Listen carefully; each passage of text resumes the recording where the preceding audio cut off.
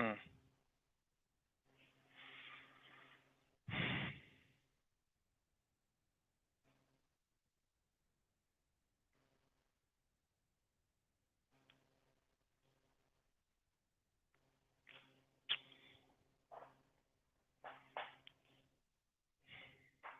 All right. So my channel is not exactly new. I would say refurbished. But so I don't have as many followers or anything yet, so I'm gonna go ahead and get started. Um, there's been a lot of talk, and you hear a lot of conversation on social media, within the news, um, you know, different online websites and things like that. Like there's a lot of talk about um, the state of marriage and why does it seem like the marriage numbers are declining so heavily? And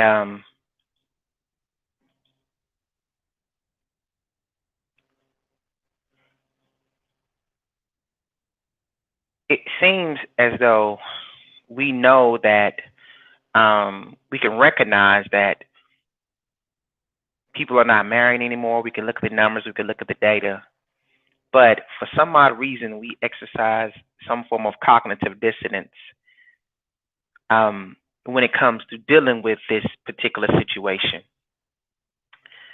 And what I don't think most people are understanding is that, for one, as I said before, this channel is a channel that is pro black man and pro God. So I really do believe, and this channel promotes godliness. We're not talking about Christianity or that.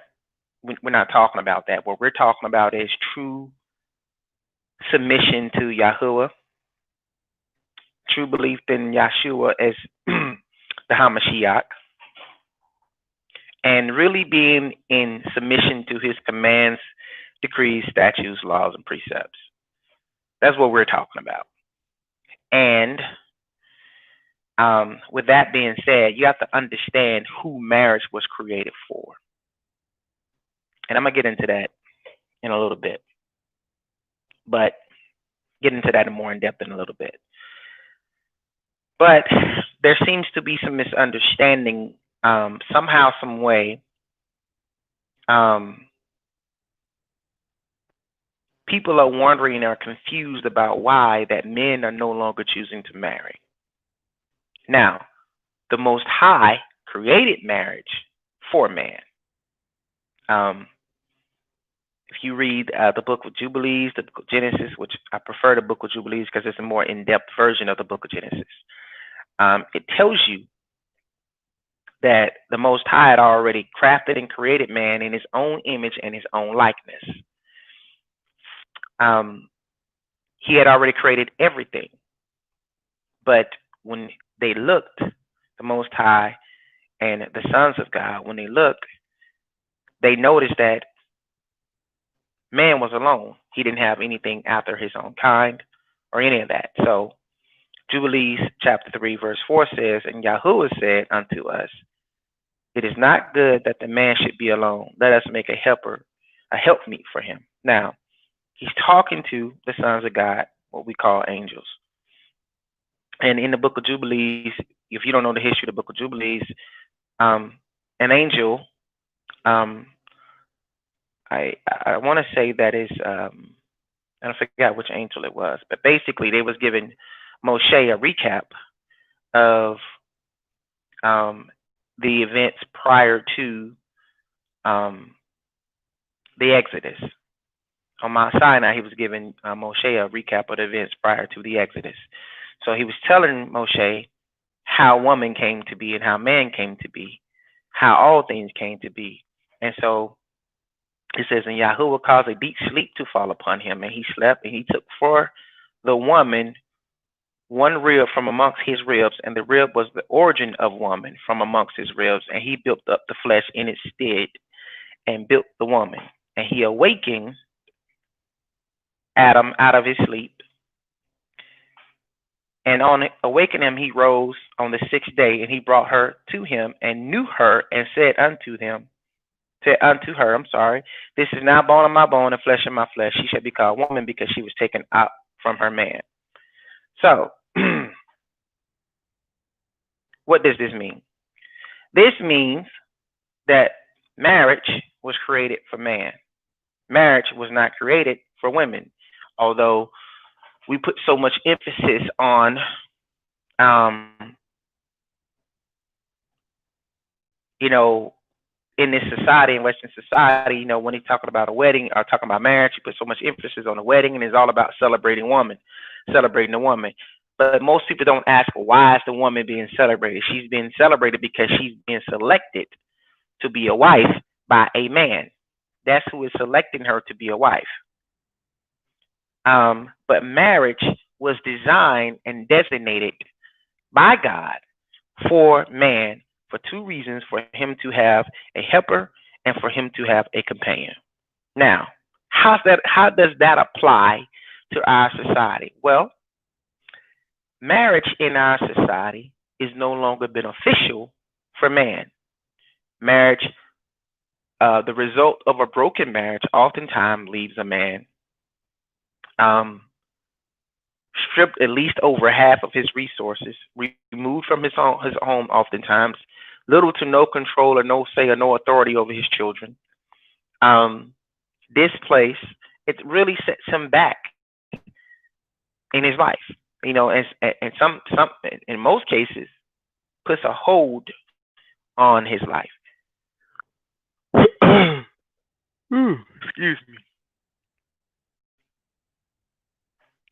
So men are just deciding to opt out of marriage.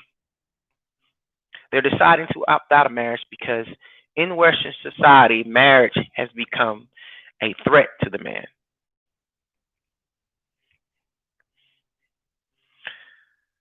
Marriage has become a threat to a man because our society, and maybe about 50, 60 years, the women's suffrage movement, all of those things, all of those laws combine to strip the man of his God-given authority. So no one's going to enter into any form of contract or business deal, you know, coming out on the losing end of such things. And now that we have internet, we have social media, we have a plethora of ways for men to see other men going through things, and men are like, nah, I'm not doing that. So why do I call this series Marriage on Life Support? Bodies on life support. When you go to Africa and other parts of the world, marriage is still very much so celebrated. I mean, with the introduction of industrialization and, you know, the way of society moves and the technology and the development of society typically puts less of a requirement of a marriage. And what I mean by that is, typically when you go around to the societies that are more developed, the Western societies, the more economically driven societies, the industrialized societies, you see that the marriage rates are lower, and you see the divorce rates higher. So as that relates to us, we are, you know, the superpower of the world, what we used to be. I mean, I think nowadays we say that we are the superpower, but it's not necessarily the case of us being the superpower, especially since we're in so much debt. But I digress. You see in this society, you see so many reasons for a man not to marry because of the laws. I've already covered earlier that a man has so much to lose by marrying. So what does that do to the overall effect of marriage? Well, first of all, in order for a marriage to happen, a man has to select a woman. And it doesn't matter who that woman is or what that woman is. Men are just opting completely out of the situation because, like I said before, it doesn't benefit them. And there's no incentive for a man to marry. A woman has every incentive to marry in this society, but a man doesn't. But how does that bode well for the command that the Most High gave us as men?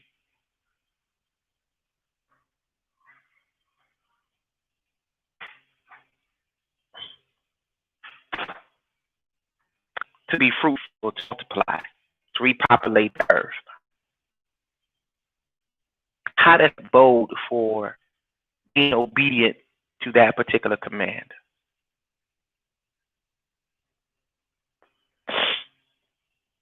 Well, it doesn't bode well at all. I mean, you basically have men that are filled with anxiety and filled with stress, and have every right to not want to marry. So throughout this series, because I'm going to make this live very short, but throughout this series, I'm going to cover, for one, what constitutes a marriage. Two, what should a man look for in a spouse? Three, should he interracially date? Should he interracially marry? Four, should he marry women from other cultures? And I'm also going to cover the mindset of women in our society and why men are opting not to marry. But anyway, I just wanted to do a short stream, just kind of get my feet wet and go over this series. I'm sorry it's a little bit of rusty. I still got to get used to streaming. This is, like I said, my first stream. This is my first broadcast. Still got to get used to it. Still got to feel the ins and outs. But yeah. But that's all I got. And I'll see you guys on the flip side.